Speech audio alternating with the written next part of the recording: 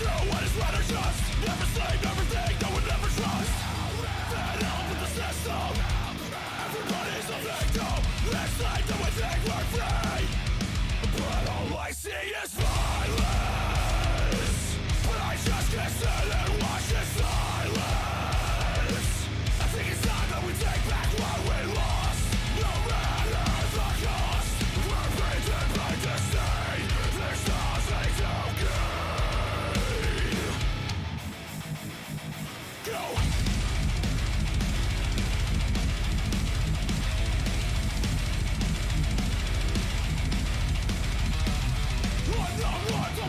Political, but it's a problem when everyone's hypocritical. You can't lead if you can't admit you're wrong. I can't read the headlines. Another murder in the street, you slowly die. God, are you listening? Cause all I see is violence. But I just can't sit and watch in silence. I think it's time that we take back what we lost, no matter the cost. We're breathing by to stay. There's nothing to gain. Think for yourself, and nobody else. We can't trust the lies we're fed. We're all as good as dead.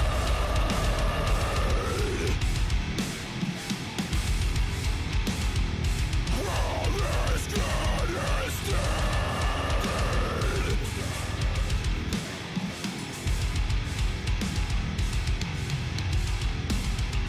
Dead.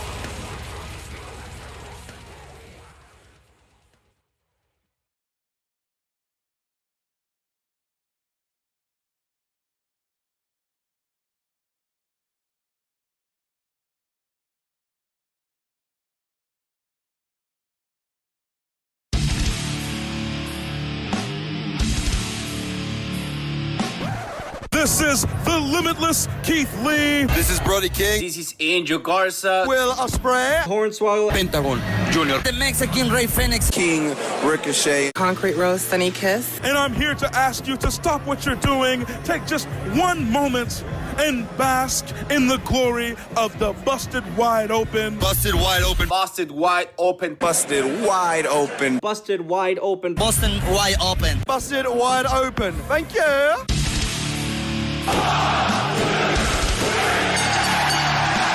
You're listening to the Busted Wide Open podcast, dropping the elbow on the hottest topics in sports entertainment and the world of professional wrestling.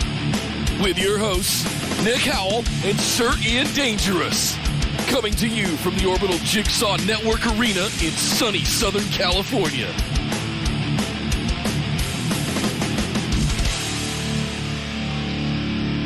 Welcome, everybody, to BWO Live for the final time. This ain't no damn episode. We are just here for the farewell show. The one more time, the final time. My name is Nick Howell. Nick. Ian! I'm Sir Ian Dangerous, and I don't feel so good. What's wrong, man? Nothing. I just had a small accident. Hold on, I'm coming. Just I mean, is it PG-13? Are we gonna get demonetized? No. Oh no, we wouldn't give a shit about that anyway. Right. What? Okay, hold on. I just gotta get myself put together here. All right. Oh, I'm here. Oh, I'm God. here. Oh my Okay. God! What? the- What's wrong? What Everything the? okay? What? Jesus Christ! I'm fine. It was just a small accident. I'm fine, okay? Oh. What? Skinless Wonder, welcome to the thank you've you. graced us with Thank your you. presence. Yes, I should yes, be talking indeed, I'm with here. this voice to you. You probably understand me better. That's much better. Yes. That's much better. Yeah. I think it's about time. You know, people have requested this, and I did lose that bet, and I have to take my glasses off for the show. Is that correct? I don't remember, but so you're gonna put a mask on to take your glasses off. What are you talking about? This is my actual skin, Oh, or yeah, lack okay. thereof. Okay, if you say so. So if you all are ready, I will fulfill my end of the bargain. Ruby Riott did indeed go to AEW, and so as a result, I'll take these off. Oh my God! Yeah. Oh my God! What? So now that we've prepared ourselves, welcome everybody to the final episode of Busted Wide Open. Thank you for joining us today. Oh, it's And, scary. It is the Halloween season coming up soon. It is. It is indeed. Yeah. So. Thank you for living up to your bet. I will say that Esther and I did have a conversation about coming into did you? full makeup tonight. And you didn't? Why? And I didn't because work. Sorry. Okay. It's sorry. Fair enough. Well, welcome everybody to the final episode of Busted Wide Open. Yes. We're going to just basically for the next hour or so just be talking about the show, the history of the show, and going over everything and trying to think of everything that happened, just reminiscing, having a good time. Going to be pretty open format. I don't have any notes for this. This is it's incredibly weird. I can't even look at the screen right now. I have to avert my eyes from you because it is so shocking. Anna, we'll get to the Naya Shrine. I've got business with don't her worry. that we are not getting out of this show doing so. I've been eyeballing her. Oh, Naya. It's going to coming. happen. It's coming. There's something. We got a couple of gimmicks today. There's a couple of gimmicks that we considered that we'll be doing today. So. Well, Ian, do you want to get changed? I know it's going to take you a little effort to put those stoic sunglasses I wasn't able to get back on. dressed in time. I wasn't able to get my skin on in time. If you want to give me a couple minutes, I can put my skin back on. Yeah, I know we were in a bit of a we can pursue the rush. show. I know it does take some effort to get those shades back on as well. So it does. Yeah. I've got to bolt them onto my head and Right, everything. right. it's kind of uncomfortable. Right, yeah. right. I'll take it for a couple of minutes if you would like to work on getting those on. I'm feeling a little sensitive today, so just bear with me. You might want to turn the lights off. Anything that might be ultraviolet might make you grow skin again. Photosensitivity. Right. Yeah. Yeah. Okay, if you really want me to, I'll go put my skin back You're on. welcome to stay on the entire show like that, Westmoreland, if you want to. I mean, I'm tempted. I am tempted. I have to admit. But I won't. No. I won't. Yeah, I'll go change, fine. Not change, but just put your clothes back on. You know, you put your skin back on. Jesus Christ. He's so mean. You see, this is why. This is one of the reasons why we're done. He's so mean to me. Fine. I will be right back. Y'all, you talk for a second. I can't even look at you. Just, I love you. Oh, I love you too. Oh, stop it. Wow. Oh, I had no idea. I was not expecting that. It genuinely creeped me out. Hi, guys. So there really is no plan tonight.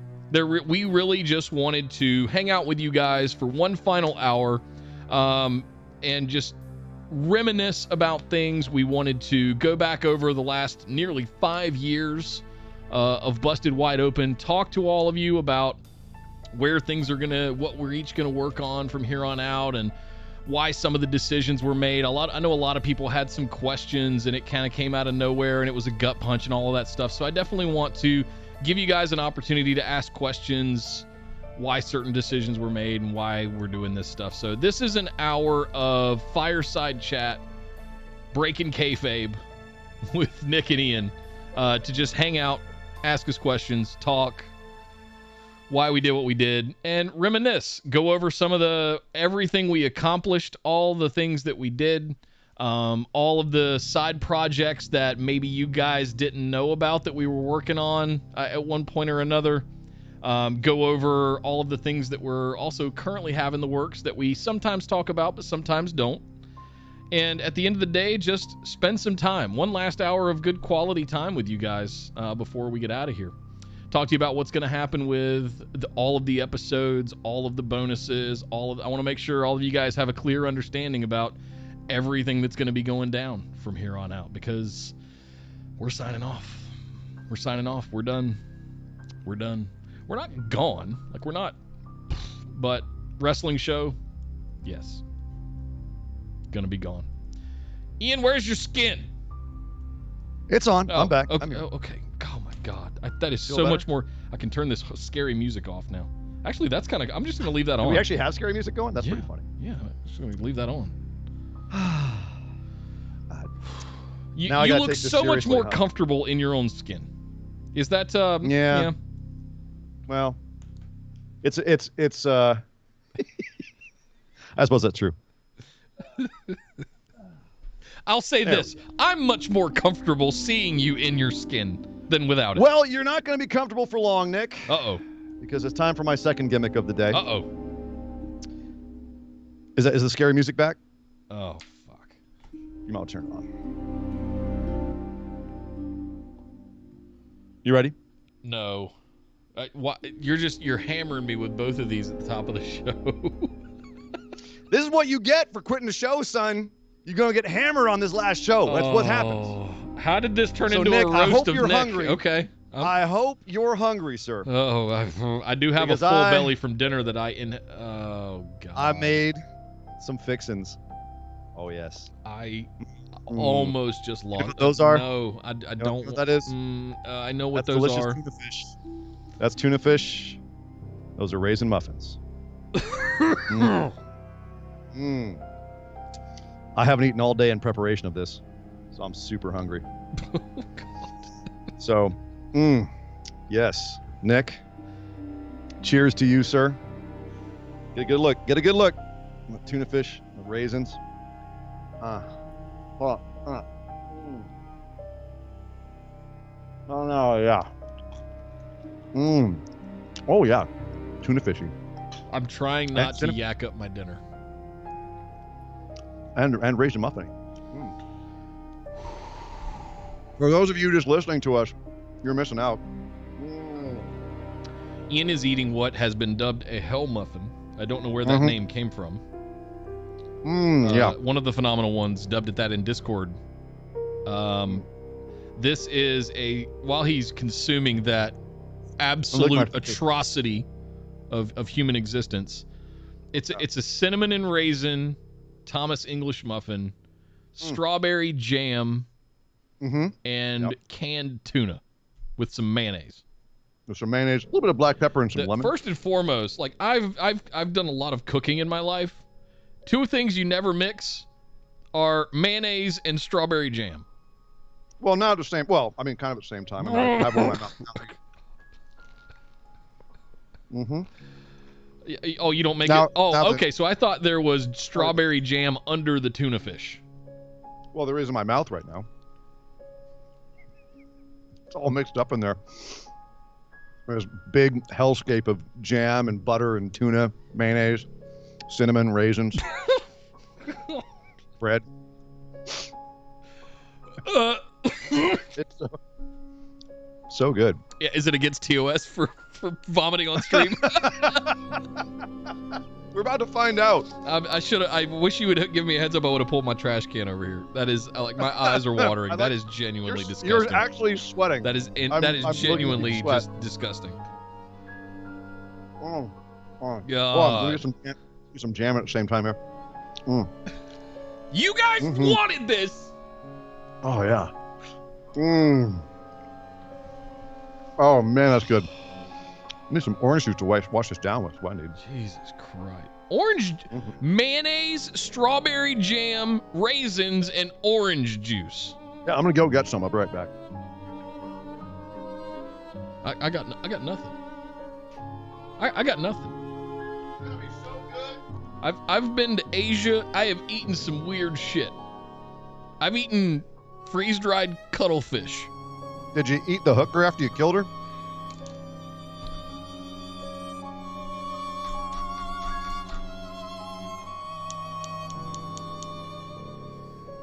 I did not kill a hooker.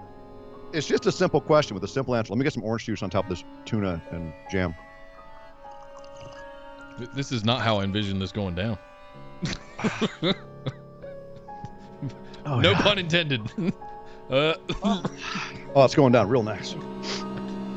Oh yeah. No. Now I'm a happy boy. Oh, this music is now perfect for you doing this on stream. Oh yeah. Anna says, "Where is JB? She wants the goddamn Drew McIntyre story." You're gonna have to tell the Drew McIntyre story. Even we don't know that. Even we don't know the full Drew McIntyre story. And probably never will. No, I mean, like legitimately, people could get in trouble if things happen the way that it has been suggested that they have. So that one's going to have to just live out there in the ether. I'm afraid. We had a Nick Guard 1 sighting. Someone named Me, literally just says M-E, made an order of 2 items. I guess they got 2 BWO Funhouse tees. Nice. Thank you, Me. Those are good tees. No, thank you, Me. Much. You asked a question earlier about the merch store. I believe, Anna, it was you. Yeah, it's going to stay up if you guys want to grab some stuff. Hey, Nick. Oh,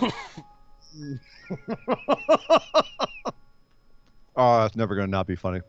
I almost, that was close. Almost got you on that one. That was close.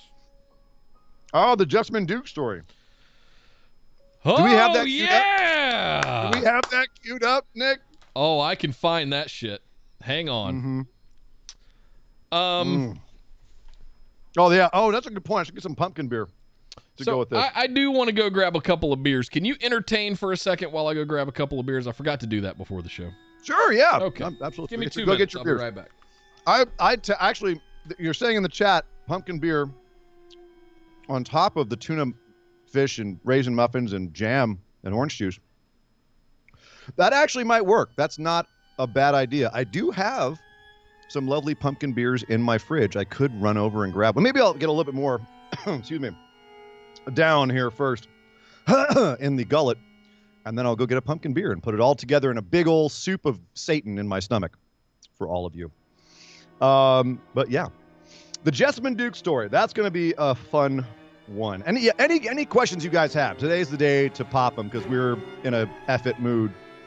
We'll probably answer anything at this point because, at this point, we can flame pretty much anyone we want, and it won't matter. We'll tell you who was cool to us, who wasn't cool to us, et cetera, et cetera. Any other questions that you might have, we will answer. Oh, B-Rye having a Weyerbacher Imperial Ale. Oh, that sounds delicious. That's delicious. And I already lost the sunglasses. I can't lose them again. So Ian, it's like you're at we're at the Times. He didn't wear his makeup. We're at the Times, and you're serving me and Andy. Oh God.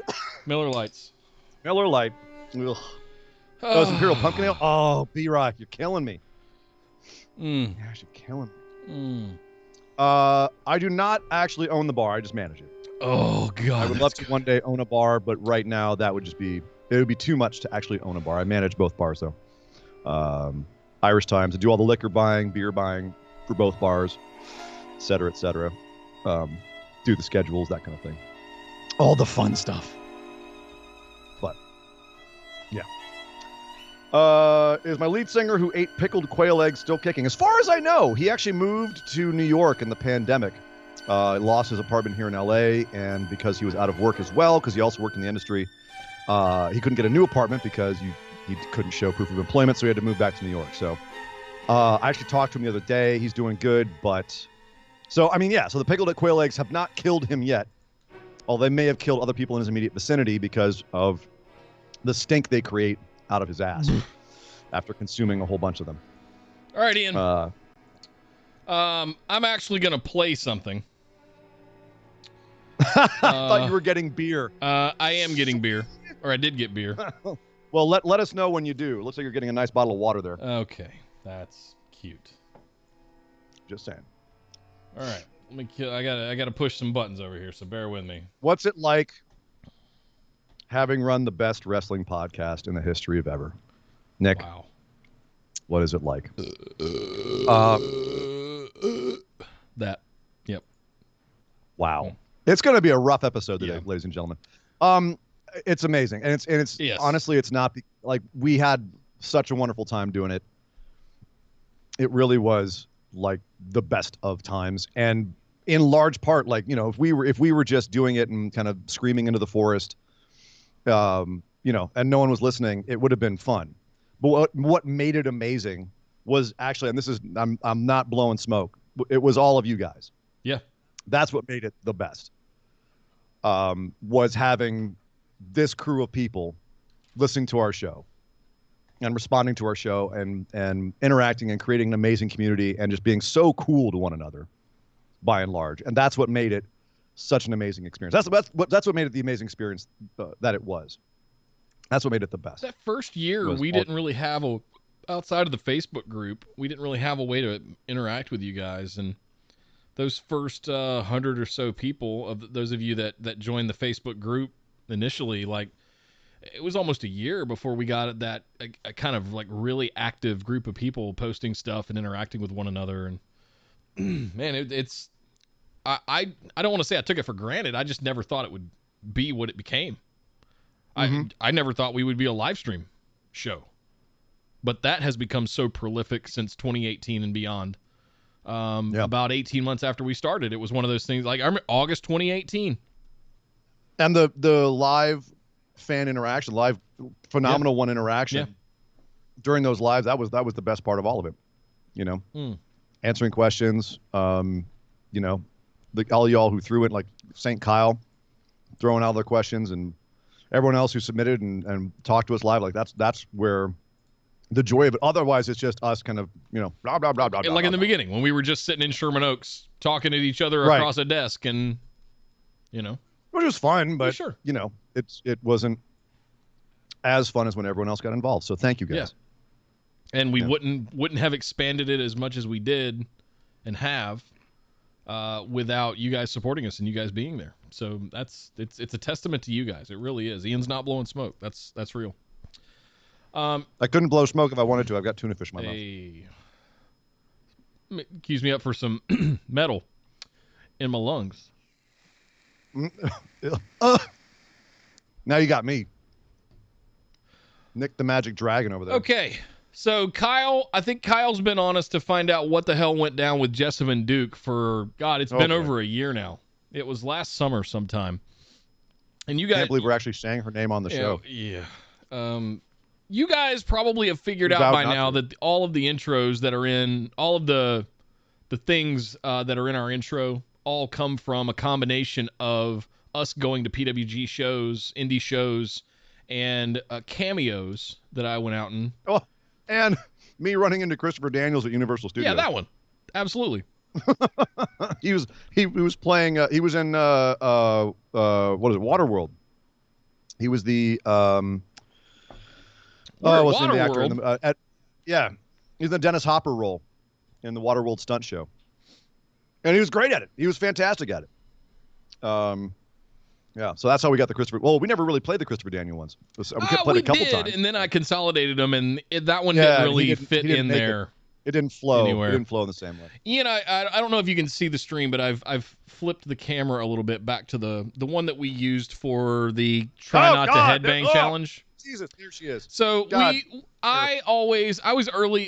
You could call it an early adopter of Cameo. I went out there and I found everybody while they were still cheap, like, you know, getting Hornswoggle to give us and Jackson Riker and all that to give us promos for the show, intros for the show, and that's what I was asking for.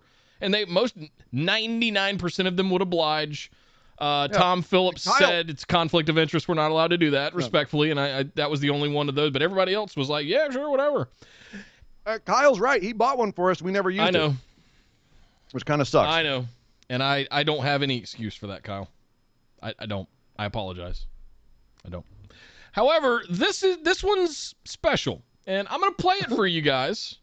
It's only about a minute, so I'm going to turn the volume up so you guys can hear it, and you'll see why we're not huge fans of Jessamine Duke. So enjoy. What do you think this is? You think I'm just going to up and do an advertisement for your podcast? I'm not. That's not what this is for. And if you watch the beginning of my Cameo intro video, you'll see that was not one of the things that I offered to do. Now, I thought about it long and hard and considered it, but really what I discovered was it was kind of an inconsiderate thing to request. I don't know you. I also have never listened to your podcast, never even heard of it, if I'm being honest. So, as far as I'm concerned, it's immoral for me to make such a video.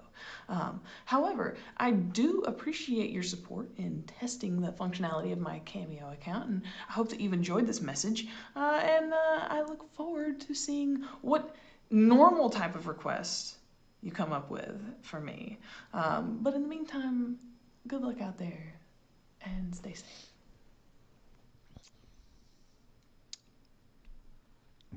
Immoral.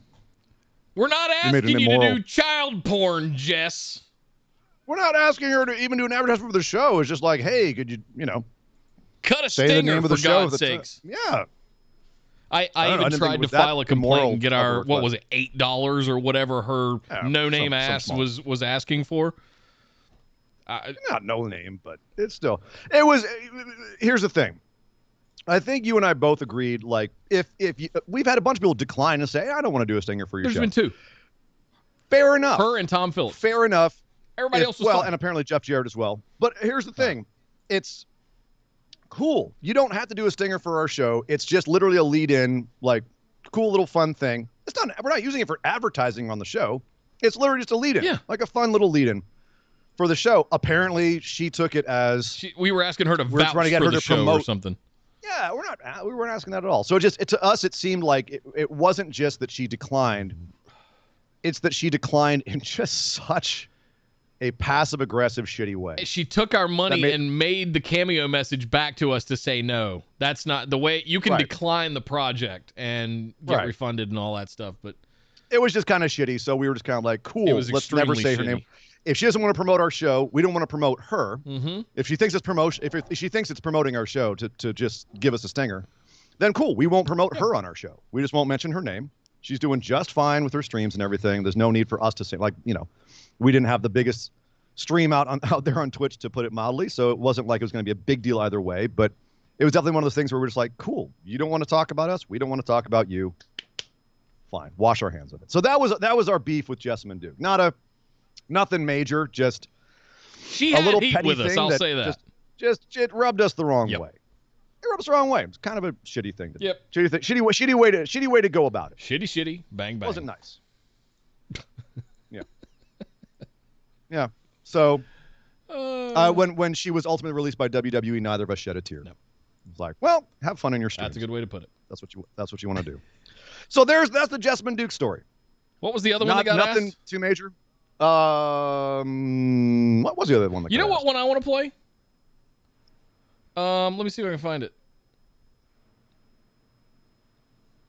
I was thinking about playing the Jackson one because of what an awesome dude he came across as. Oh, Jackson Riker. Jackson Riker. Yeah. Yeah. God, what completely opposite, the opposite of Jessamine Duke's response. And that was the thing, like, as much as everyone had heat with him, we were always kind of like, God, he was so nice. Yeah. He was such a nice Let's see if I guy. can pull this one up. Yeah. 45 seconds, real quick. Okay. Time for Hey, more. brothers, thanks for shooting me a request. Hope all is well wherever you are. You guys are staying sane and healthy. Here in Florida, all is well. I miss that sunshine, beard. I got family. I got a little downtime before the world kicks back into place and gets back to normal. Shoot me a link to the podcast. I'd love to listen to you guys sometime. And, hey, maybe sometime we can get the Forgotten Sons on there to talk about wrestling, talk about life, talk about the Marine Corps, just kind of our journey. It'd be kind of cool. Just shoot me a message or email, whatever. But anyway, brother, I'd love to do an intro to your show, so here you go. This is Jackson Riker with WWE, a member of the Forgotten Sons, and you are listening to the Busted Wide Open podcast. Chef's kiss. Brilliant. Jackson Riker. Like, Bravo. good dude. Yeah. That was super cool. I got no beef with that dude other than Not a stop fan tweeting. of- Get off Twitter.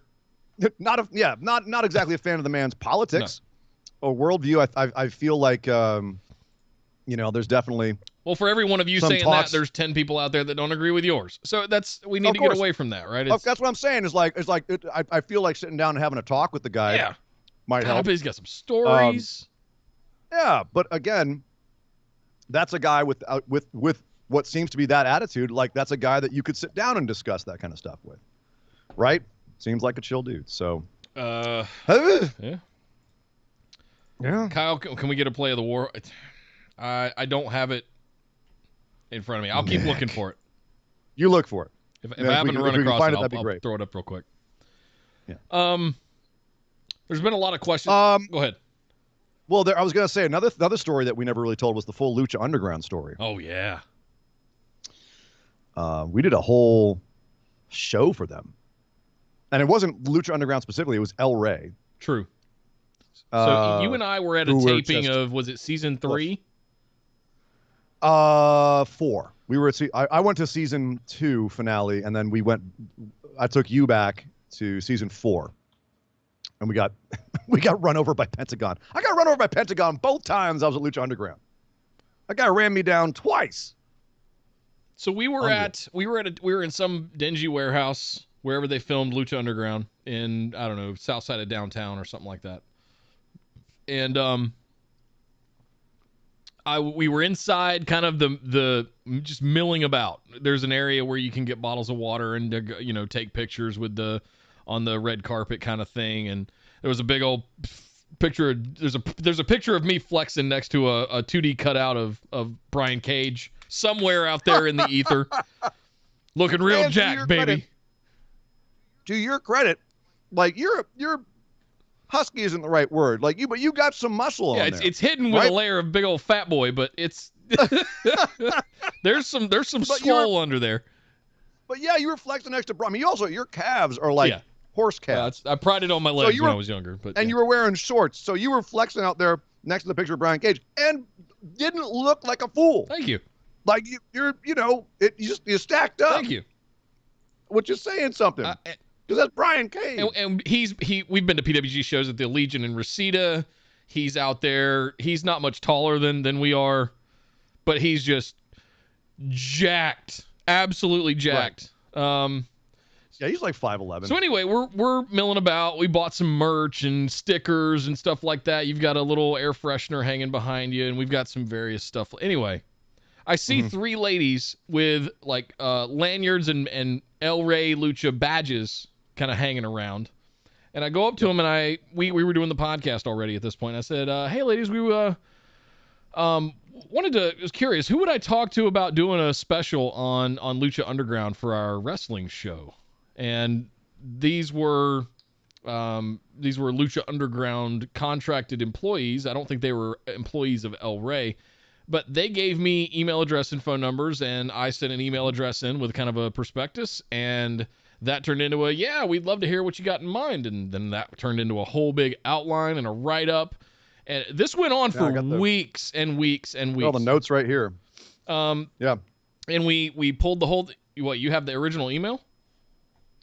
Somewhere I do, but I do have the rough draft of our creative brief. Like, what we were going to do was, like, we were going to do a show. We were going to create like a Lucha Underground related podcast, kind of like, how they have Talking Dead, that kind of thing.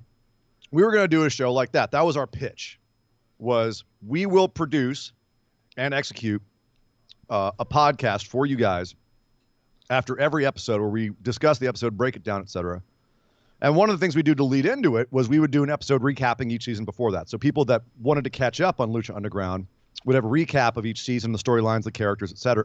And they would then be ready for season 5, I guess it was. Or the second half of season 4. I forget what we were at that. I think it was season 5. No, we started with the pilot of season 1, I think, or something like that. Yeah, no, I've literally got I have our recap notes right here.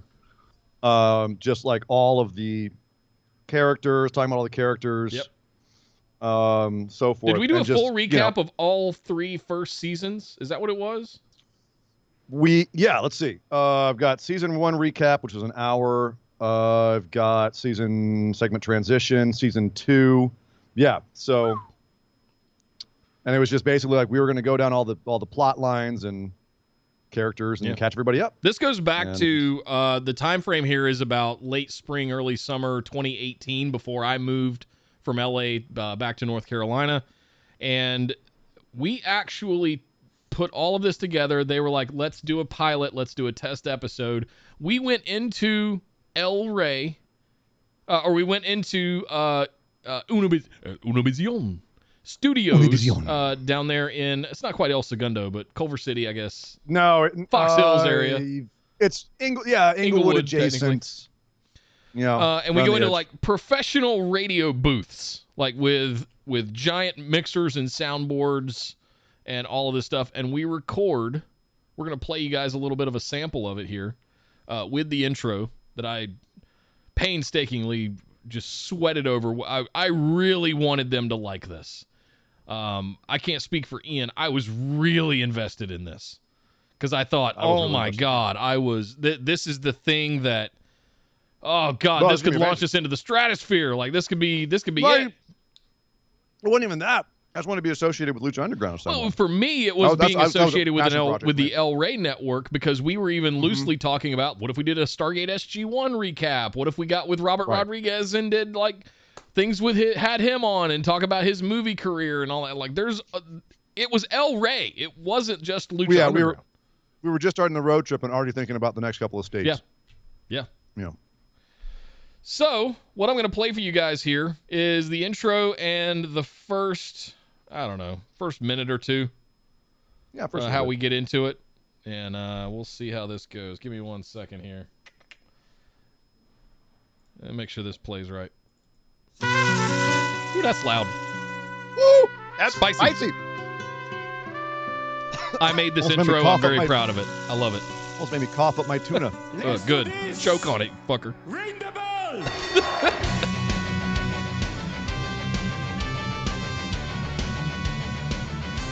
The following lucha is scheduled for one fall.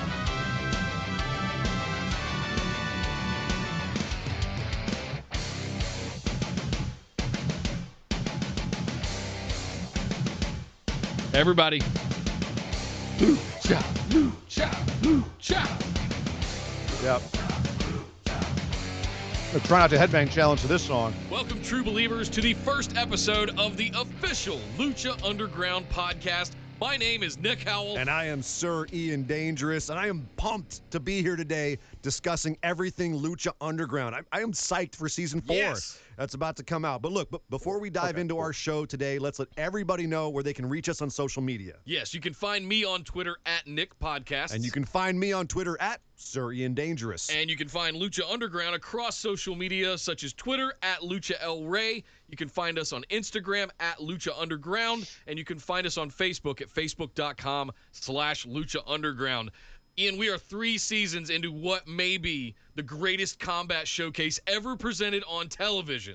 And we are here today to get everybody prepped and slavering for everything that's coming in season 4. Yes, look, and then once the season is underway, the way this is going to work, we are going to be discussing every episode right after it goes up. So if you watch an episode of Lucha Underground, tune into your podcast right afterwards. This will pop up right away, and we're going to be offering analysis, discussions, predictions, hopefully some interviews, and a lot more. I was in Univision. What do you want from me? Right? Episode. Yeah, but if you're new, You to didn't Lucha have to go full Underground, Cholo, don't worry, but- we've got you covered here as well. Because I live in how LA. would you I can't describe help it. Lucha Underground to somebody new? It's like this mix of like high impact, high flying action. It's kind of got this Mortal Kombat-esque comic book storytelling theme to it. Set in this grindhouse, grimy temple. Oh, it's so good. We're going to start with a rundown of what's going on and then follow up introducing you to the inhabitants within the temple. Yeah, that's what we're doing today. This is our introductory episode. But look, if you're a seasoned vet, if you've been watching since the beginning, don't worry about it. We will remind you of what went down over the last 4 years. And then we're going to prep you for what's coming on June 13th. We're going to be looking at the season 4 trailer, breaking it down, trying to figure out who's doing what, who's in the season, who's not. We get some ideas, some new people that are going to be there. It's going to be a lot of fun, so stick around for that. Well, Ian, there we go, guys. Break it The down. things that could have been. Break it down. Sorry. So that was and the shittiest part of this whole thing, we're talking about 2 to 3 months worth of meetings, prep, email exchanges. I literally got all of the stock music from the composer of the entire series. Right. All of the Yeah. effects. We got a lot of access. Wow. Like all that stuff. We had everything. Full access. And we made that episode, and I went home and I spent, I bet I spent 8 hours editing that 1 hour show, sent it off to him, and went and got in the pool and had several too many beers because I was so excited and so happy that, oh my God, this is really freaking happening. We never heard another word back. That was it. Apparently, our show sucked so much they didn't want to talk to us. No responses, no requests, no edits, no, this sounds great. Ghost. That sucked. Come back and try it again, or F you. We decided to go a different direction. Amateurs, what do you think? Nothing. And here's the thing is, when we had the meeting with them, they were all about it. They're like, oh my It's God, very we've LA. been wanting to do this Very kind of LA. stuff That's a forever. Fantastic idea. Great. What, we can totally fit this into our budget. Like, everything was green. Everything was go. And come to find out later that everyone we talked to was no longer with the company. That whole division of El Rey was shut down. El Rey itself ended up ending, like, I think 9 months later, or a year later, something like that. Rodriguez just got tired of pouring money into it, I guess. Yeah. But it was not very professional. Yeah. But it happens all the time in LA. So we were both kind of like, well, that sucks, but not too surprising. Yep.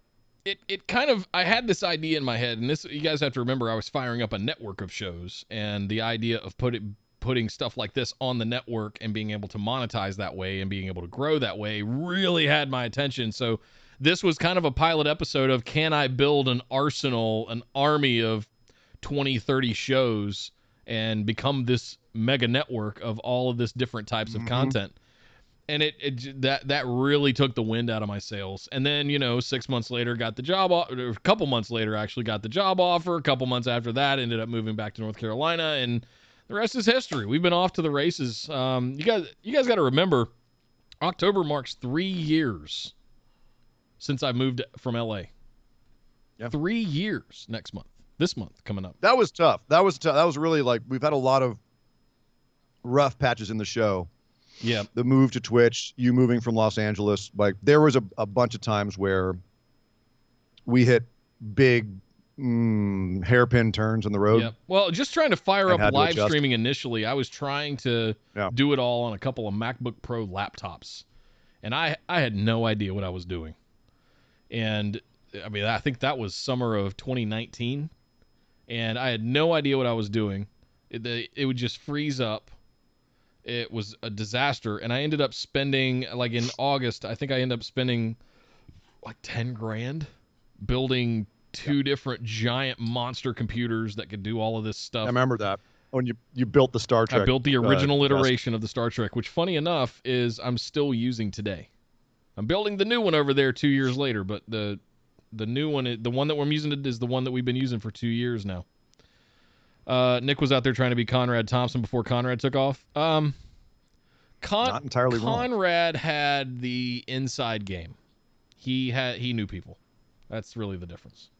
Very closely knew people. He's buddy with Pritchard, so that helped. I might get taken for animal abuse for this, but Ziggy, come here.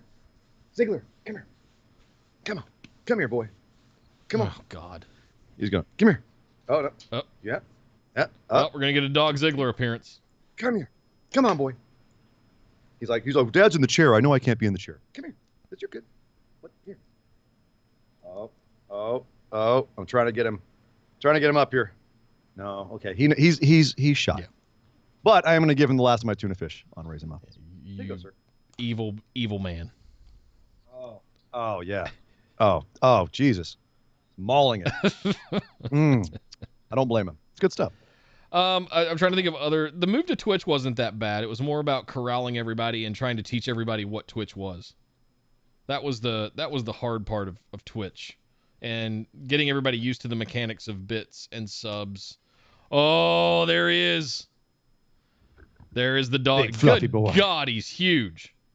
Yeah, he's gotten pretty big. He's not a lap boy anymore. Holy smokes. Say hello. Oh. Ziggy. Hi. Ziggy. Want to say hi to everyone, dude? Yeah.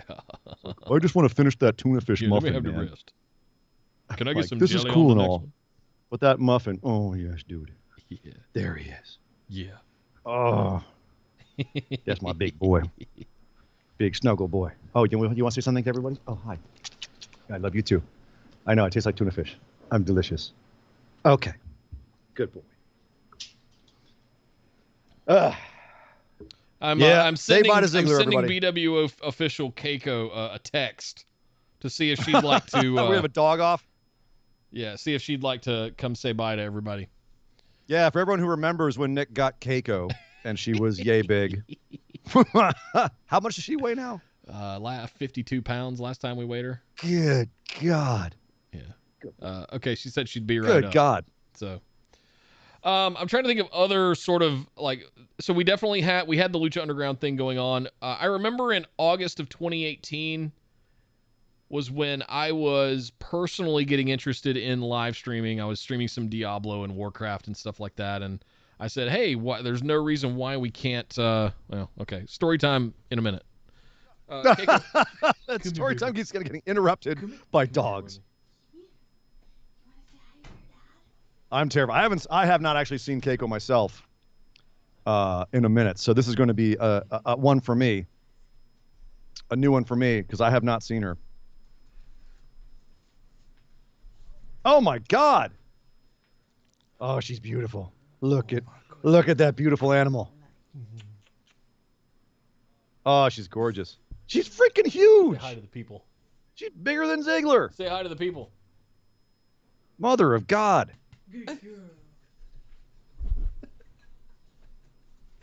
Yo. And she's still growing, too. Thank you, baby. Mother of God. Whew. Oh, my God. That's a workout. We're going to have to turn this into a... That's like picking up a sack of potatoes that's like unbalanced. It's just awkward. Turn it into DWO, just dog wide open. Oh, shit.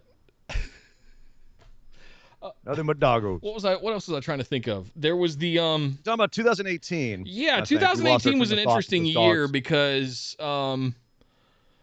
we went through the Lucha Underground stuff. I had huge aspirations for El Rey, working with El Rey that never panned out. I went to You had huge ass? What? Oh, aspirations. Aspirations.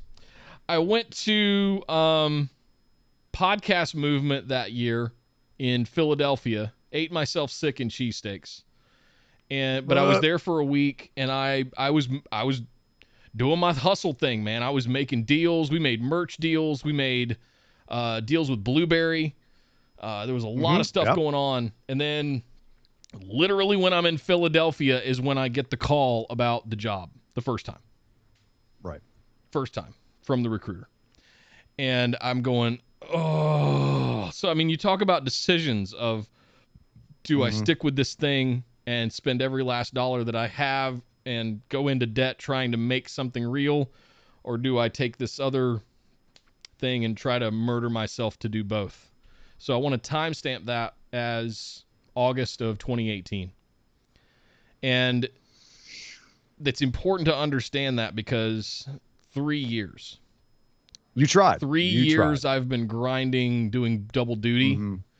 And it's not like I have a job where I clock in at 8 a.m. and I go home at 5 and clock out at 5. It's a 24-hour-a-day job. It's a global job. There's so much travel. And the thing that you hinted at, but I would love to get, and this isn't me like trying to say woe is me, but it's when we moved to a place where our house was not even built yet in North Carolina. We lived in a residence inn for a month. A lot of people, I don't know if you guys know this or remember this. We lived, and I would have to leave Esther and take my giant audio interface and my laptop and go to the office, record it, upload it there because hotel internet. And we would be there sometimes all crazy hours of the night. And this was before we were live streaming. Well, yeah, really before we were live streaming. We were just recording it and uploading it still at the time. Yeah. So this is like, I don't even remember if we told that story. While we were playing with our... No, we were just trying to make it work. While we were playing with our doggos, Esme Seagold on us. She came in and dropped 5,000 bits. Oh my God! Said can't stay for the show, unfortunately, but here's some bits for the boys. Thank you, fellas, for everything. Words can't express. Happy trails. Thank you, Esme. Love you, Esme. Yeah. Gonna miss you. You best. I'm gonna see her around here in Los Angeles. One of the shows, I'm sure. Definitely. Also, anyone who comes to LA, hit me up, man. Come see me at the bars or show or something. We'll figure something out. Speaking of which, Jay over in YouTube with the super chat said that you eating that muffin was like it's like something from the Food Wars anime. I don't even know what that is, but that's funny. That's good. I like that. I just realized, one of the first, I think the first pay-per-view we did was Money in the Bank. Oh, Extreme Rules. And then Money in the Bank. I feel like it was Backlash, the first one we did. Oh, yeah, Backlash. Okay, so Backlash, Extreme Rules. Yeah, it was like episode 4 was a Backlash recap. Money in the Bank, and then Great Balls of Fire. Samoa Joe and... there's Brock and Samoa Joe. That's right. Mm-hmm. And I've got it in here that Roman Reigns and Braun Strowman had the match of the night. What? Yeah. That's crazy. It was only a month or two later that you did your State of the Roman. Yeah. Do you remember that? That's what we were saying was that it was. No, you went on that. I wanted to play you something. But we were saying at the time we were like, man, Roman is so good, but the way they're booking him is so bad. Like, it's not his fault. What you got? I think this is it. Forgive me if it's not. Nope. That's not it. No, that's no. Oh, it was Ian Shoots on Roman. That's what it was. Oh yeah. Hold on, let me get him out for it. Come here. I originally was like, I put him on my mic as like a kind of an ironic thing. I was trying to be edgy and funny. Little did we know. Sorry, I've got a ton of data over here. It's searching for it. Searching, Mark. Of course. The other thing we got to do, in case people never saw it, is we got to play the because we had a lot of great booby prizes. We had some great booby prizes. I think the very first one was you just signed a case, like an empty case of Miller Lights. Like you just signed an empty case of Miller Lights and sent it to somebody that you drunk during the show. Yes. It was something, and somebody had won the box, and that was inspired by. It'd be fun to go back and recap all the booby prizes. It was inspired by my favorite game to play in college was Asshole. If you know, you know. And the thing that we would always make the asshole do was wear the box of beer on their head while they played. Mm-hmm. And so that's where that came from, and I wrote on it, and we signed our names on it. Here is when the 2-minute clip of you shooting on Roman Reigns. This was from May of 2018. That doesn't seem right. So that's a whole year later.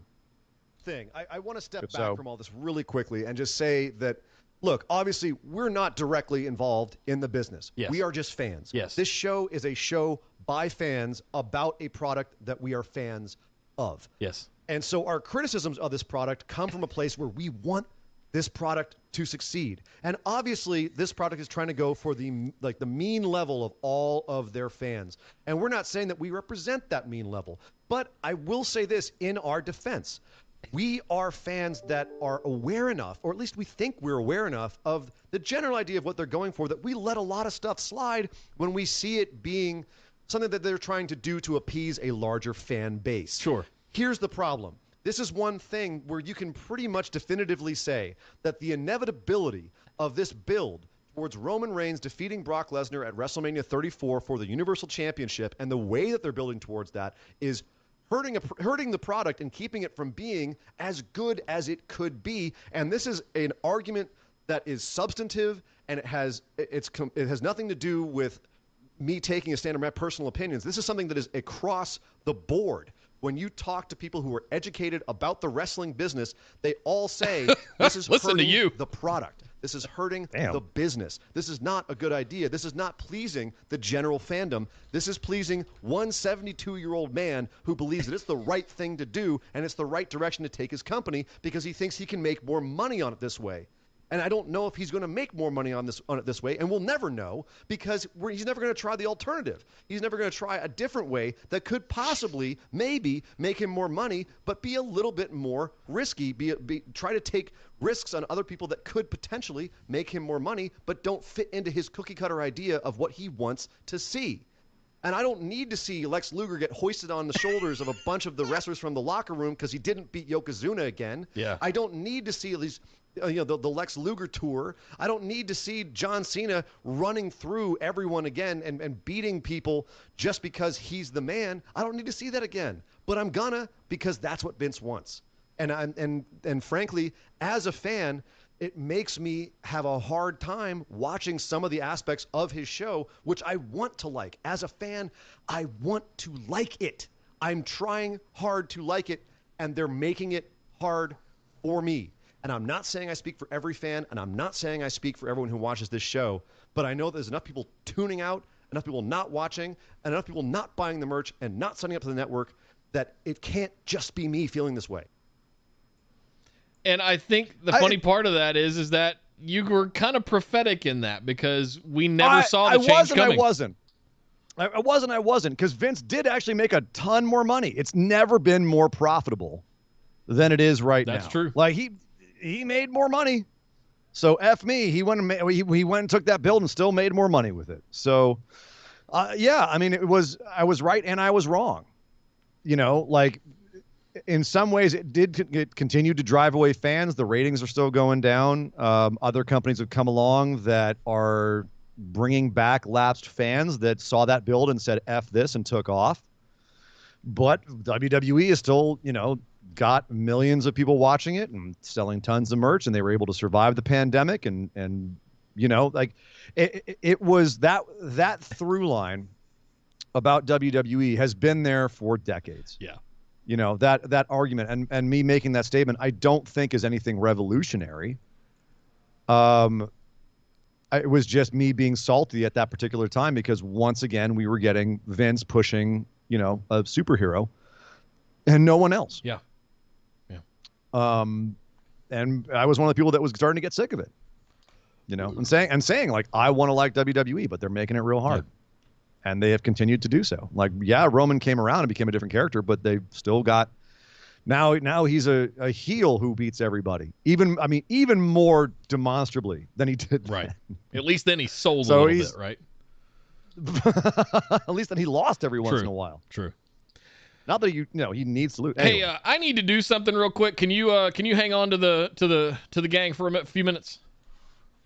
What are you gonna do? I'm gonna use the restroom real quick, and then I'm gonna come back and we're gonna do a little something. Oh no! Is it Nia it's time? Nia time?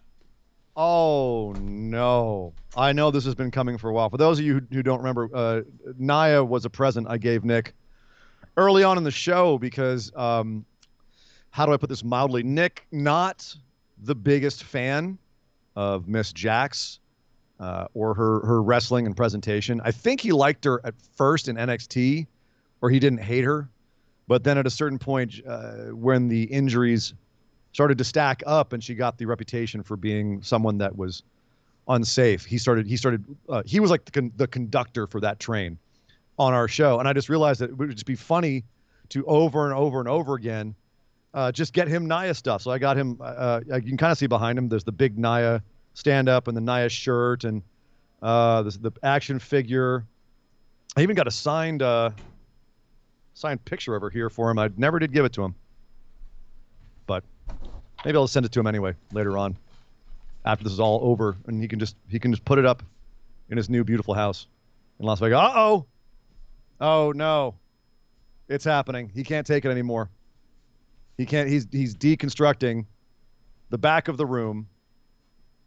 Oh, I think it's about to go down. It lasted for a while, ladies and gentlemen. Oh, the shirt. Nick, you never even wore the shirt. Look at that beautiful thing.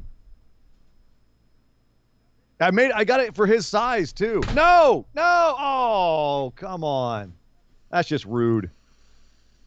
You can see why we put the shirt on Nia, because if we didn't have the shirt on Nia, it just looked like a big pair of boobs behind Nick.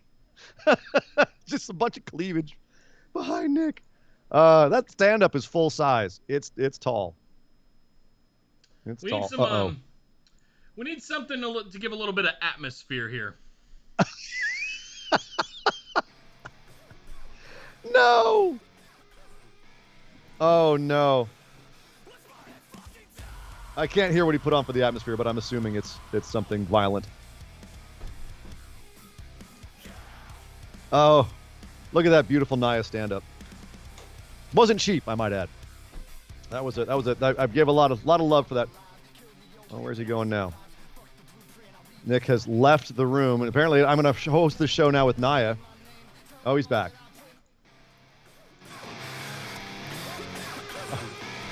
Oh, Lord. Where are you going?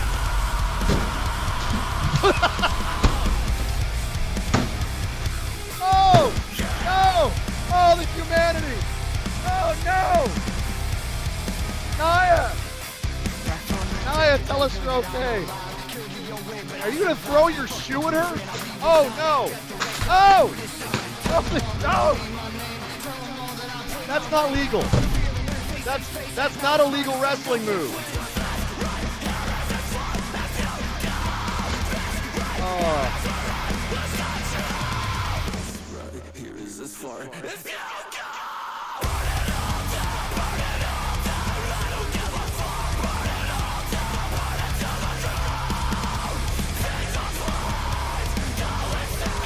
I would like to apologize to any sensitive viewers that we have right now for what you just witnessed.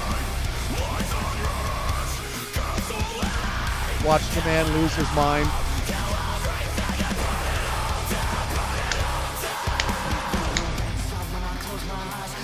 Wow. That was very mature of you. You feel better now? You feel like you got that out of your system? That's been building up. Oh, 3 years? Oh, poor Nia. 3 years. This bitch has haunted me. 3 years. She's been looking at me from behind me. 3 years I've had to look in the camera right here and look at her looking at me back here. Bye. You realize the inherent hypocrisy in what you just did, right? You're not a fan of her injuring wrestlers, so you just injured her in return. It's very unprofessional. Oh, that was cathartic as Oh my God. I do not approve. Okay. Just watching you destroy $80 worth of stand-up. Didn't you have to get that from Europe or some shit? Didn't you tell me that? Yeah. Yes. Oh God. That was a very special purchase. I emphasize the word was. Naya. She was not like most girls. Oh my God, what a weight off my shoulders that is. That's a weird feeling. Oh my God, you remember this was I appreciate the OG Braun too, by the way. I appreciate with like the raccoon, the dead raccoon on his head. Yeah. Oh God. Oh, it's so horrible. Oh. Man.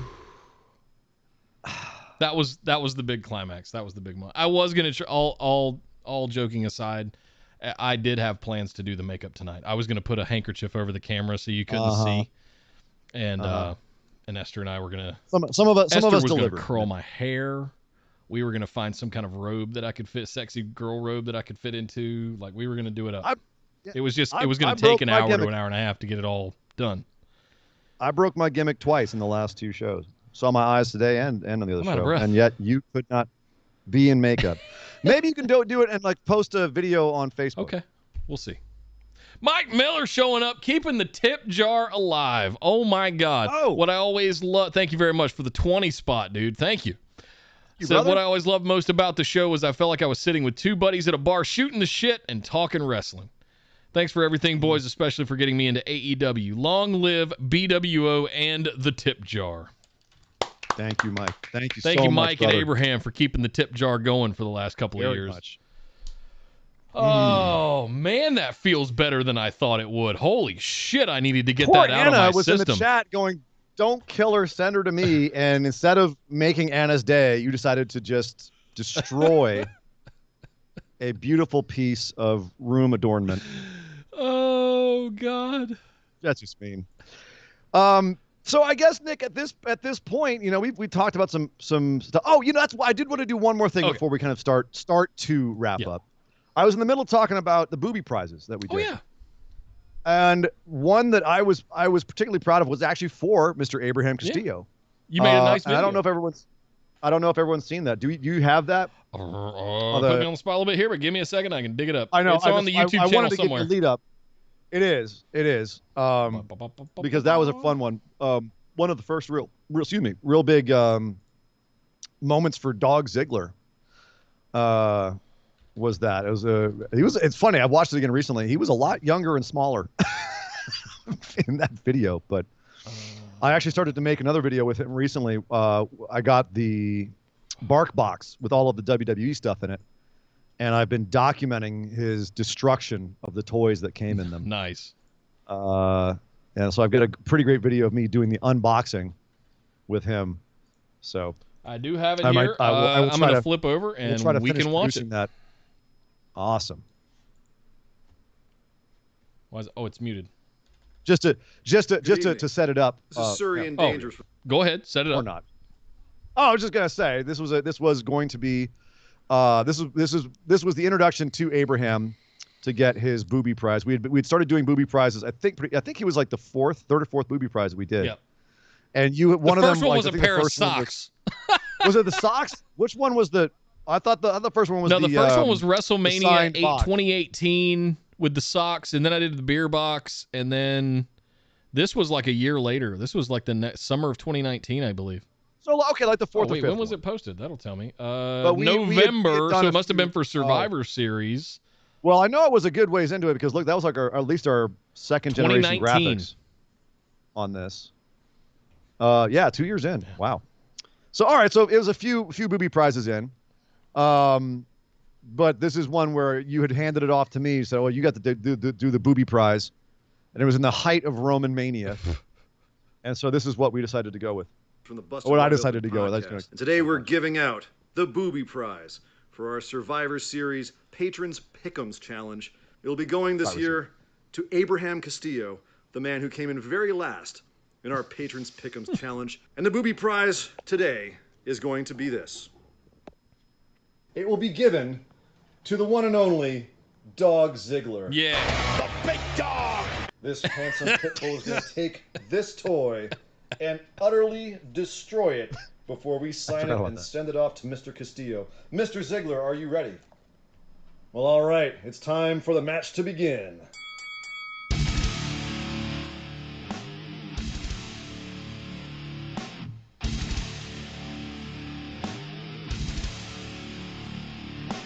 Oh, dear God, he's got his nose.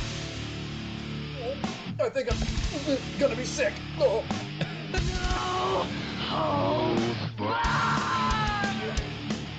Ladies and gentlemen, this is what happens when you let your dog watch the New Jack Mass Transit match one too many times.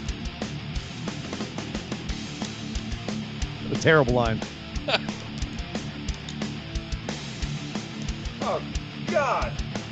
He's gutted him! He's gutted him! He's gutted him!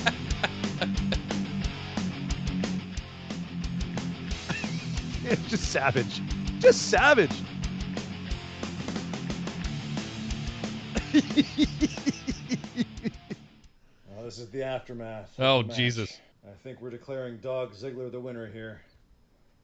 Oh, God. Nearly entirely scalped. Multiple contusions. Oh. The match is over and Roman lost. Well, Mr. Castillo, I hope you enjoy your prize. Lord knows you've earned it. And this will be coming your way in the mail soon. For Nick Howell, this is Surrey and Dangerous, and Dog Ziggler, the big dog, saying good night, everybody. The Michael Cole thing just never gets old. I was doing that for months after this, where I just be The like, big dog. "Hey Ziggy, oh look, it's Dog Ziggler, the big dog." Oh, he still responds to it. Hey boy, he still answers to it. Oh God, yeah, and it's apparently. As I found, he's actually got a thing against Samoans. He did this live on air in the middle of a show. I had a Rock toy for him, and he gutted him. Oh, Jesus Christ, his entrails are coming out. He gutted the Rock. He just tore his guts out.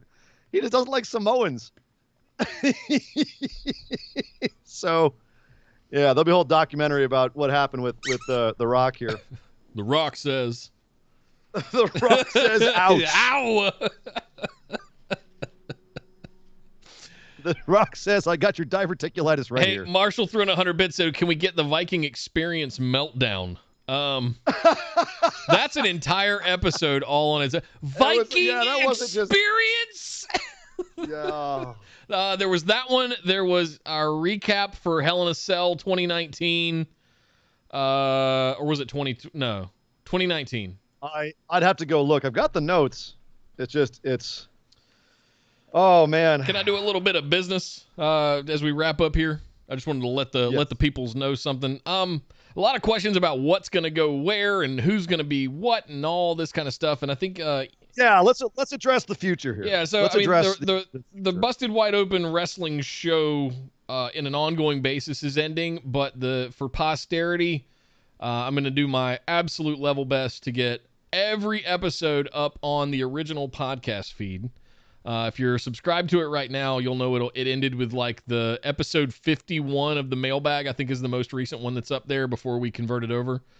But I've got all of those. They're all up on Patreon as well. But the Patreon page is going to be taken down so that you guys don't get billed anymore, and there's really no reason for it to exist anymore.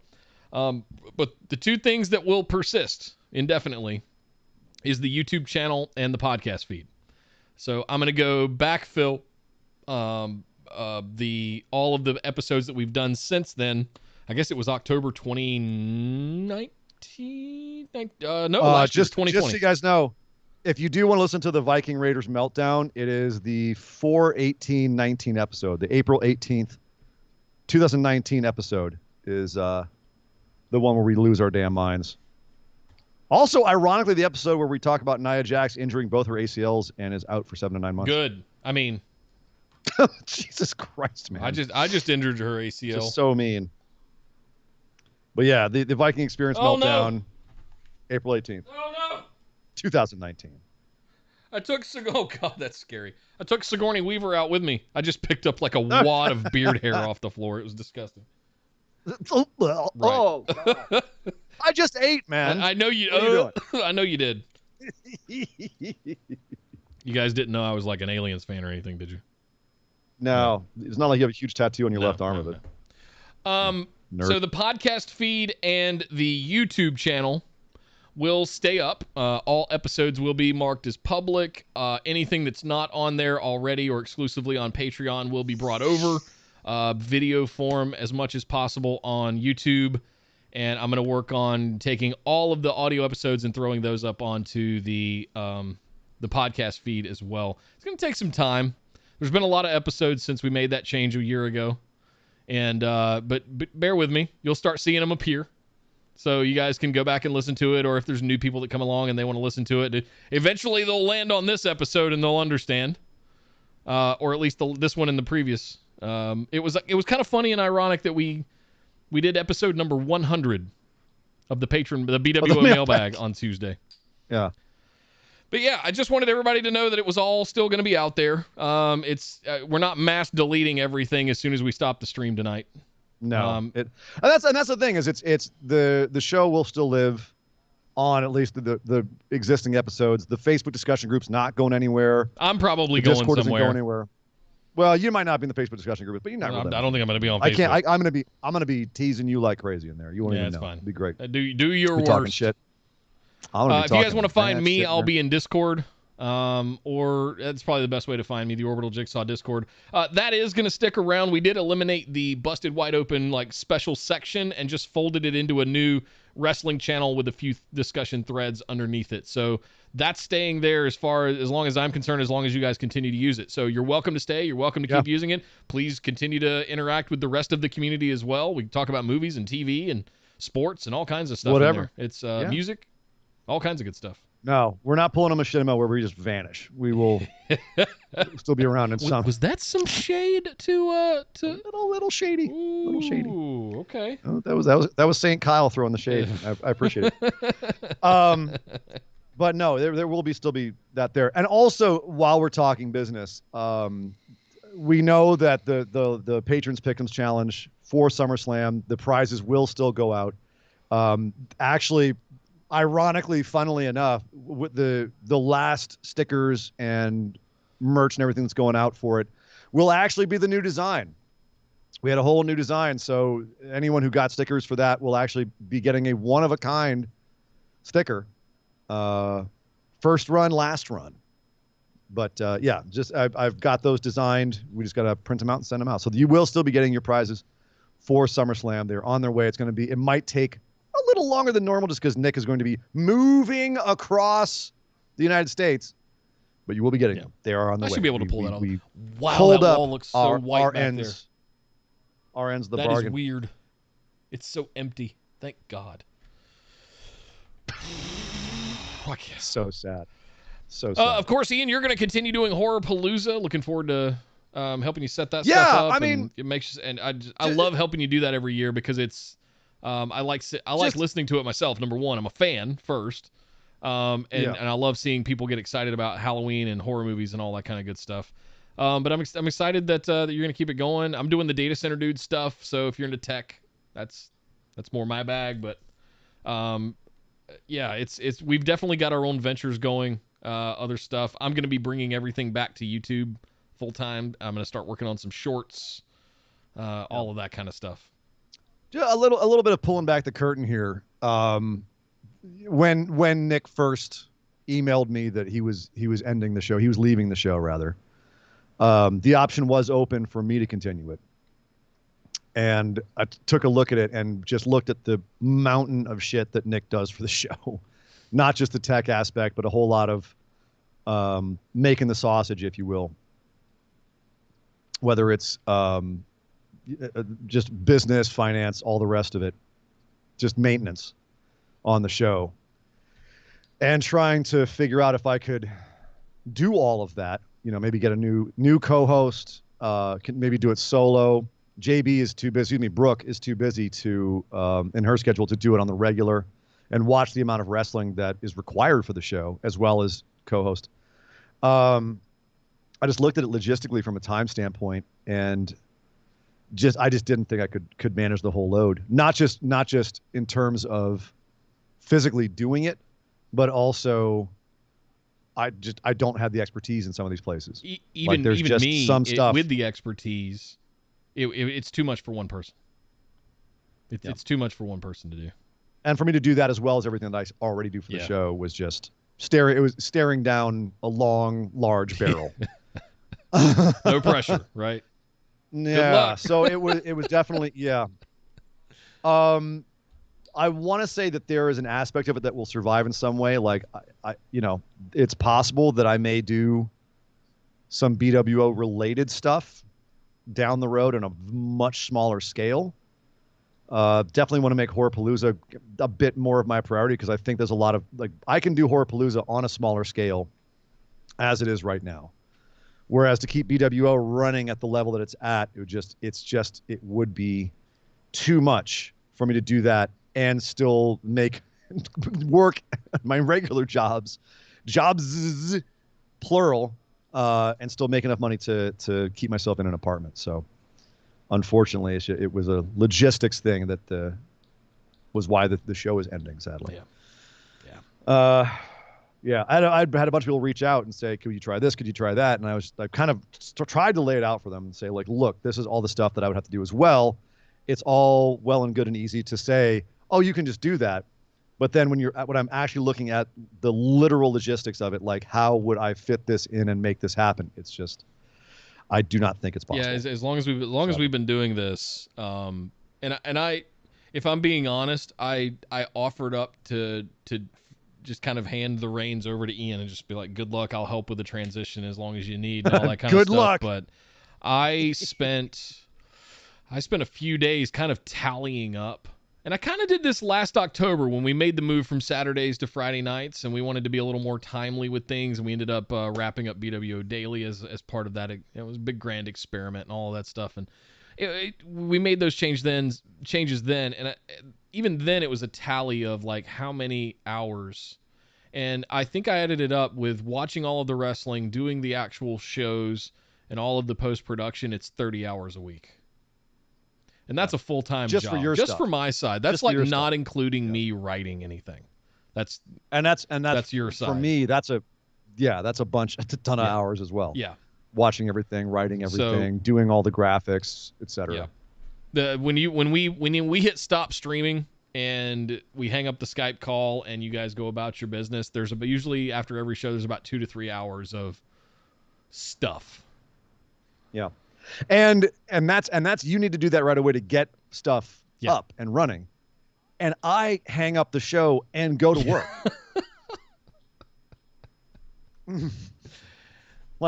What on our Friday show, we would watch Fridays, I would usually spend all day watching the wrestling of the week.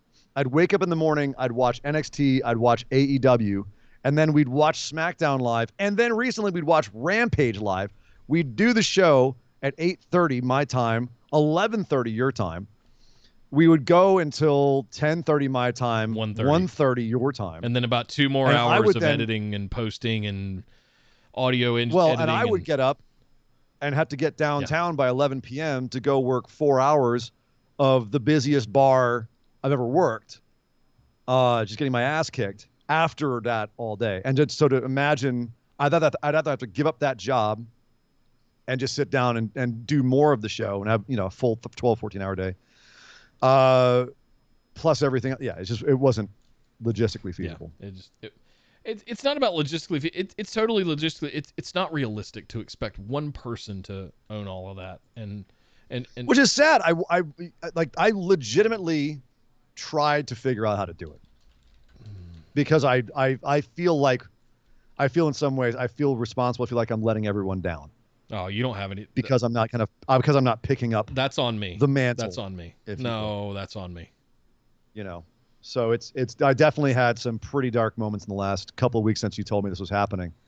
Of just feeling like I was letting everyone down by not continuing this. And I've had a lot of people, hit me up and be like, try to be encouraging and say, oh, you can do it. You can totally do it. And I just ultimately realized, I have to know my limits. Yeah.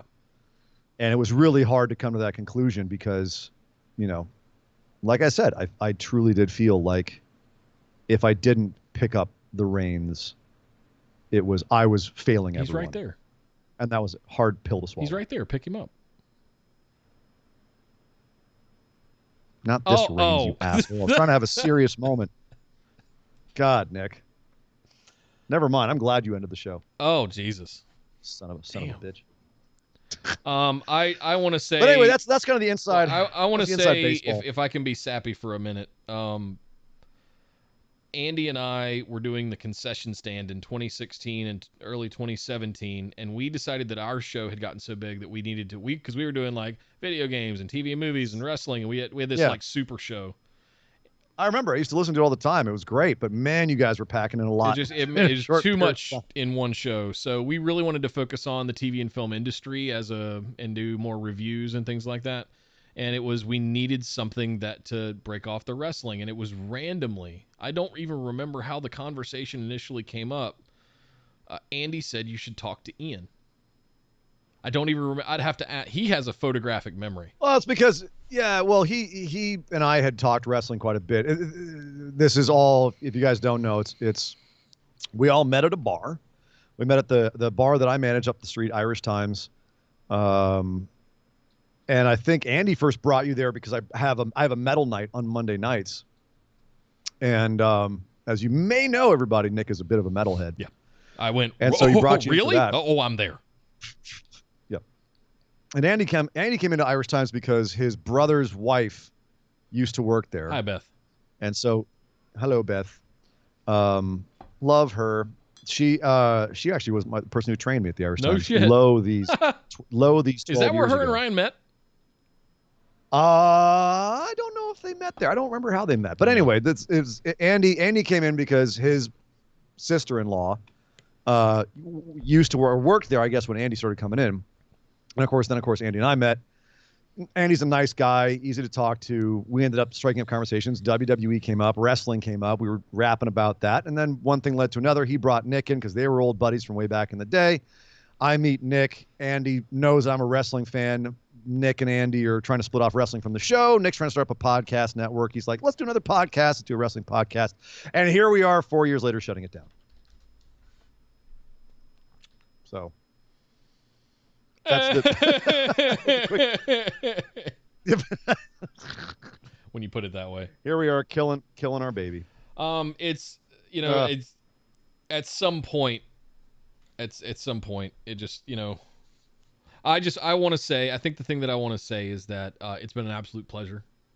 It's been an honor doing this with you. It's been a pleasure building the community that we have. I look at them now in chat across both Twitch and YouTube, and I'm sitting here just in awe of and I look at Facebook and I look at Discord and I look at everything, and I'm constantly in awe of you guys. And I am so appreciative of all of the support and everything that Ian, you have put up with me moving across the country and changing things around, and hey, I got this crazy idea, let's do this thing, and you've just fucking ride or die with me the whole time. You put up with me being me, asshole that I am. You just don't like change. Psychopath. I do not. So I always have these crazy ideas, and Ian keeps me in check, but every now and then I convince him.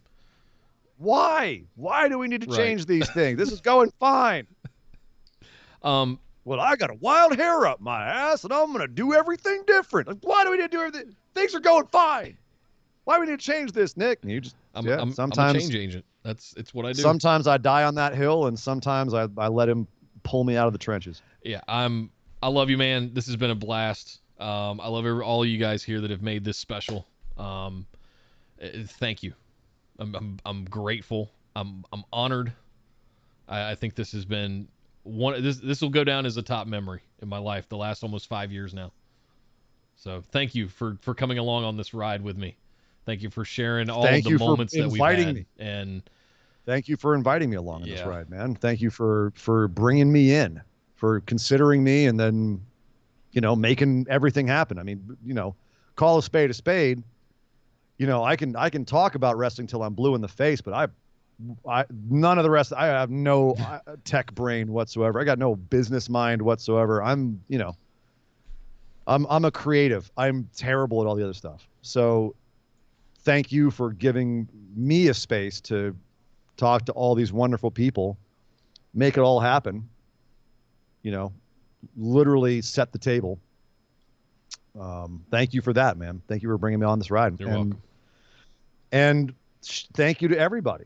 Thank you to everyone who tuned in, who listened, who yelled at us, who cried with us, who, got mad and left the show and then came back. Whatever your story was with us. Thank you for that. Thank you for being part of our story. Thank you for being part of this show. You guys are absolutely amazing. And as I said at the top of the show, I mean, if there's one thing that made this all the incredible experience that it was all of the listeners. It was all the phenomenal ones. Yeah. We had another Nick Guard 1 sighting. JD picked up 2 items, a BWO Funhouse mug and a BWO Funhouse tank top. Enjoy those, JD. Yes. Thank you very much for the purchase there. Guys, the merch shop will still be around if you want to pick up some stuff. There's really no reason to take it down if you guys want me to leave it up, but one thing, Nick, that we haven't done in a long time that I just want to do again just one more time before we get out of here. Clamps on our nipples? Maybe later. No, it's a call out that we haven't done in a long time because we haven't had a real reason to do it. And I remember when we used to talk about DIY when it broke up, we couldn't talk about the two of them. We talk about Johnny Gargano, what a wonderful guy he was. But every time, Nick, that we talked about Tommaso Ciampa, that bald bastard, son of a bitch! Oh! Rat bastard. Piece of shit. I miss being so mad at him. I miss that so much. He's going to go down. I think that's one of the best heel characters in a long time. I think it's absolutely one of the best heel turns. It might go down as one of the better heel turns in wrestling history. His entrance music was booze. Yeah.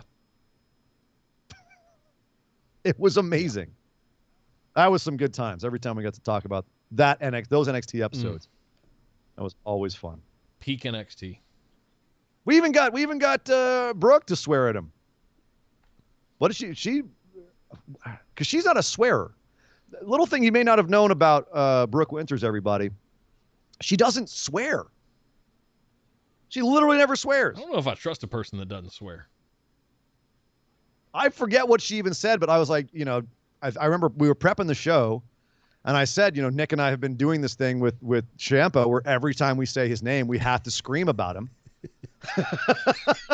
And I was like, are you cool with saying son of a bitch? And she said, I'll find something to say. And I forget what it was, but it was something like much more sweet and innocent. I feel like she did say son of a bitch. I vaguely remember editing that something episode. Else. I don't think it was son of a bitch. I think she might have said son of a female dog or something like that, where she wouldn't swear. Oh my God. The bald bastard. Great googly moogly. Yeah. I don't remember what she said. I remember the one time she did the mop jingle, and she did it differently, and I actually liked her version. She did moppity mop, moppity mop a mop, or something like that. Yeah, right. Yeah, can we shout out Brooke real quick for being an awesome extra part of the show too, and stepping in anytime that Nick stepped away? Like, that was really cool. It was really cool that she was available and willing. Made herself available. That woman has a pretty insane schedule from what I understand. So it's always amazing when she would make time for us. The time she went with us to the NXT show and disappeared with Drew McIntyre. I've got a picture somewhere of her and Drew, and it was Last I anyone got saw one her. with Drew at the rail when he had the championship in Riverside, and we turned around and Drew was gone and we couldn't find Brooke. And we're not saying. We're not saying. We're just saying. Just saying. Just saying. And then she had a weird thing where she was really mad anytime he would come out on Raw, because remember, he was the Scottish psychopath for a while when he first came out on Raw, and he always would come out with his hair in his eyes. And I remember she used to hate that, and I was like, why do you care? She's like, oh, he looks better with the hair out of his eyes. And I was just, every time I just kind of sit there and stare at her and be like, what? Why? How do you know? How do you? Okay. Then she was in that commercial with Sheamus and Sasha Banks, and it was a whole thing. But anyway, yeah, no, quick shout out to Brooke Winters for being an awesome extra part of the show and making some great episodes. Yeah. The poor thing would actually have to come to my place for a while. Back when we were doing the audio episodes, and at the time, my house, I had to turn off all the fans and everything to not have any background noise. So it would turn into a sweatbox. There have been shows that I've ended and literally had to peel my clothes off because I'm just so sweaty. This poor woman comes to my house and just sweats her behind off doing the show. And actually one of the times she did the show, this is gonna raise some eyebrows. One of the times she did the show, she got too hot and pulled her shirt off. She got topless. Yeah. Yeah. So the way I have the thing set up right now, you can kind of tell. I've got my desk is kind of coming out of the wall like this, and I have a bookshelf behind it. So it's and I'm kind of on the edge of my kitchen here. So from where I'm sitting, I can't see my living room. And my couch is just on the other side of my desk here. So my desk kind of backs up onto a bookshelf that then faces my couch. So I had her set up on the couch over in the living room with the coffee table. She had everything set up on the coffee table in front of her. And I always had to have everything turned off. So we do the whole show. We get to the end, say our sign off. And I start to get up and say, hey, how's it going? She goes, wait, hold on. She'd gotten topless. She got so hot, she just took everything off. So I had to wait until she was decent. Nice. Mostly.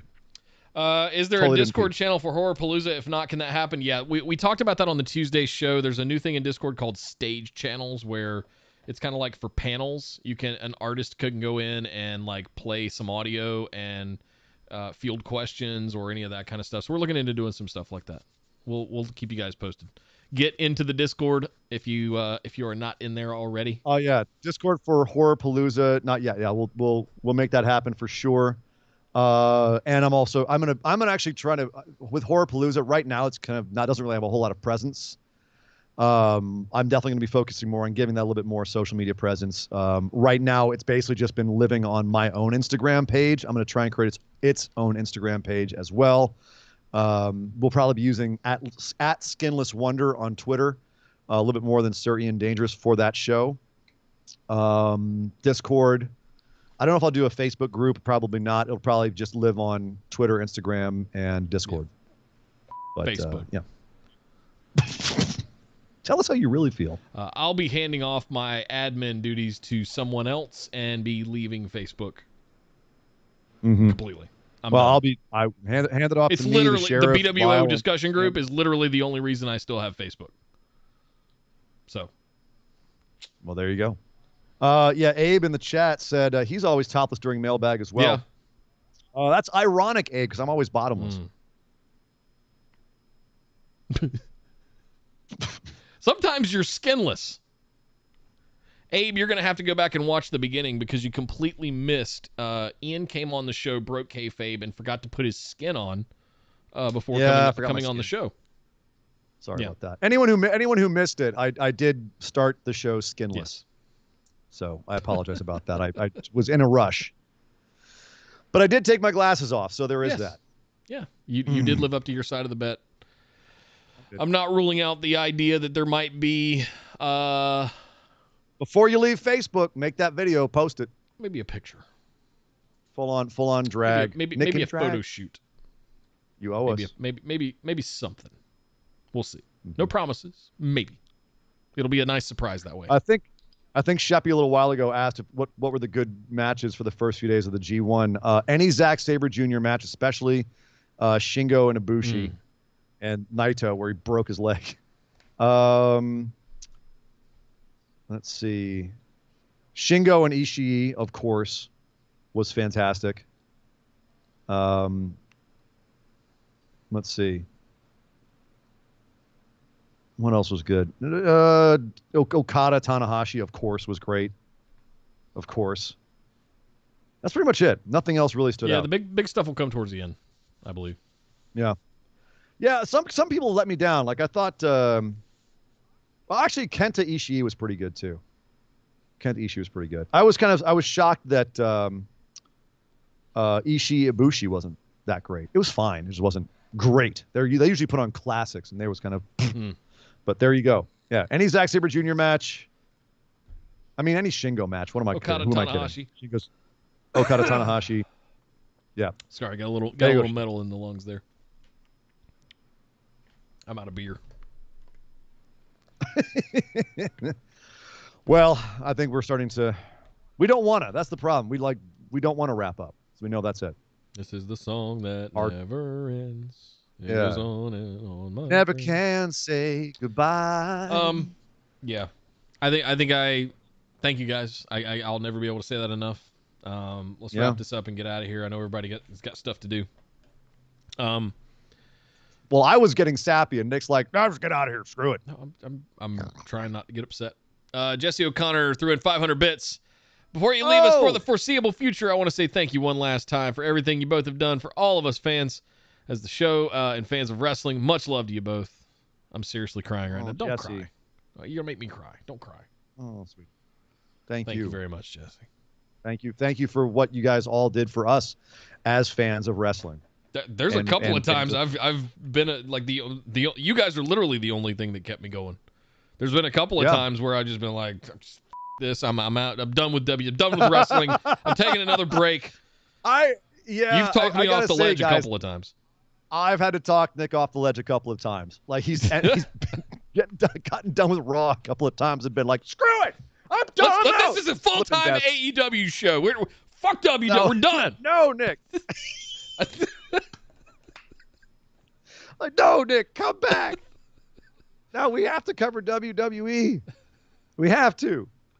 I can't deny Jack's Burpicker.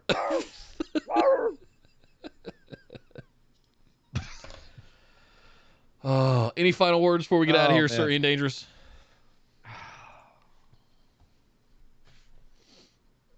No, I don't know, man. I'm not good at I'm endings. I'm not either. How about this? I'm not going to say goodbye. Because I also believe at some point, Nick, you and I won't be able to help ourselves. Oh. And we will come back for a one-off show here and there. I don't think we'll be able to help ourselves. I don't think you will be able to help yourself.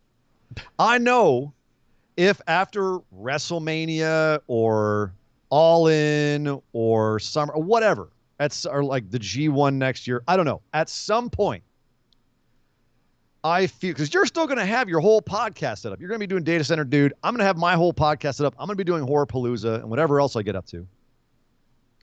At some point, I truly believe you're going to sit there and be like, damn, really want to talk about wrestling. So, and you're going to call me up.